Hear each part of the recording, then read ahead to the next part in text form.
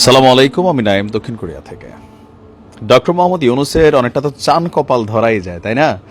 ৫ই আগস্ট যেই অভ্যুত্থানের মাধ্যমে একটা নাটকীয়ভাবে জেলে যাওয়ার বিপরীতে তিনি বাংলাদেশের সর্বোচ্চ ক্ষমতার চেয়ারে বসলেন, এটা ইটস এ মিরাকল। এটা আমার কাছে মনে হয়েছিল তখনও মিরাকেল, আবার এখনও আজকের দিনে ট্রাম্প প্রশাসনের সাথে বা ট্রাম্পের সাথে ডক্টর মোহাম্মদ ইউনূসের যেই একটা বাজে সম্পর্ক ছিল, মেইন কারণ হচ্ছে হিলারি ক্লিন্টনকে একটা ফান্ডিং করেছিলেন তৎকালীন সময় আপনার ডক্টর মোহাম্মদ ইউনূস।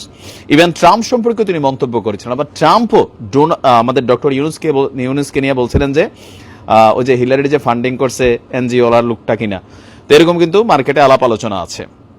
তো এর মাঝখানে একটা টেনশন ছিল, আওয়ামী লীগ বলতেছিল বা অনেকে বলতেছিল যে যদি ট্রাম্প ক্ষমতায় আসে তো ডক্টর ইউনূসের অবস্থা আসলে খারাপ হয়ে যাবে। কিন্তু প্রেক্ষাপটগুলো কেমন যেন একটু ভিন্ন আমরা দেখছি।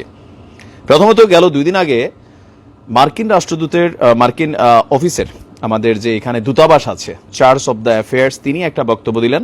আর আজকে আরেকটা বক্তব্য আমরা দেখলাম ট্রাম্পের খুবই ঘনিষ্ঠ একজন মিত্র, ট্রাম্প প্রশাসনের একজন কি বলে যে শুভাকাঙ্ক্ষী, সাবেক মার্কিন ভাইস প্রেসিডেন্ট, ওনার নাম হচ্ছে আপনার আল গোর।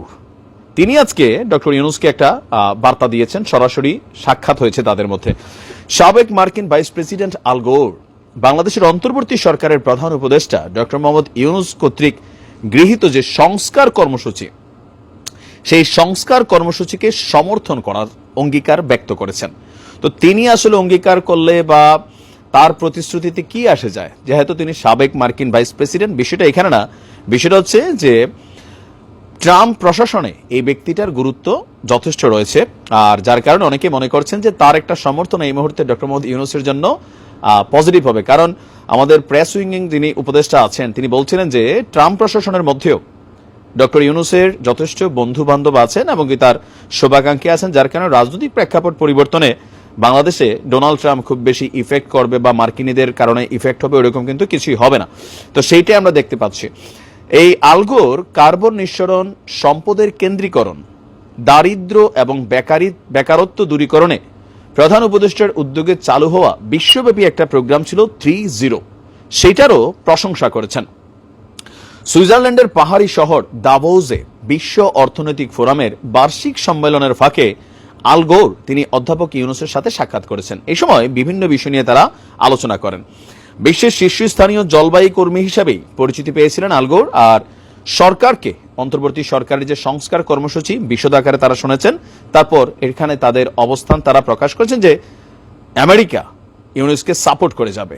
আর প্রধান উপদেষ্টার উপপ্রেস সচিব আবুল কালাম আজাদ তিনি এই তথ্য দিয়েছেন। তিনি বলছেন যে উভয় নেতা জুলাই বিপ্লব, জলবায়ু পরিবর্তন, বৈশ্বিক উষ্ণায়নের ক্ষতিকর প্রভাব হ্রাস, বাংলাদেশের অন্তর্বর্তী সরকারের বিভিন্ন কর্মকাণ্ড এবং নির্বাচন ও ভূ রাজনৈতিক বিষয় নিয়ে ব্যাপক আলোচনা করেছেন। সাবেক মার্কিন ভাইস প্রেসিডেন্ট বাংলাদেশের সংস্কার কর্মসূচি এবং একটি অবাধ ও সুষ্ঠু নির্বাচনের মাধ্যমে দেশের গণতান্ত্রিক রূপান্তরকে তিনি সমর্থন করার কথা জানিয়েছেন। তো অধ্যাপক ইউনূস তাকে জুলাই অভ্যুত্থানের সময় আঁকা গ্রাফিতি এবং দেয়াল চিত্রের উপর ভিত্তি করে রচিত যে শিল্পকর্ম দ্য আর্ট অফ ট্রায়াম্ফ, এই বইটি উপহার দিয়েছেন।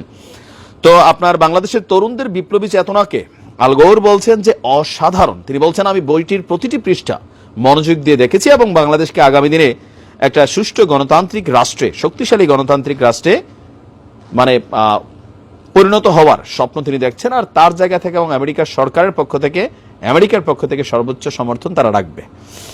তো একের পর এক পজিটিভ দৃষ্টিভঙ্গি তৈরি হচ্ছে। আজকেই ডক্টর ইউনূসের একটা বক্তব্য ছিল যে এই বছরের মধ্যেই স্বল্প সংস্কার করে নির্বাচন দিয়ে দিবেন, মাঠে নানান আলোচনা হচ্ছে।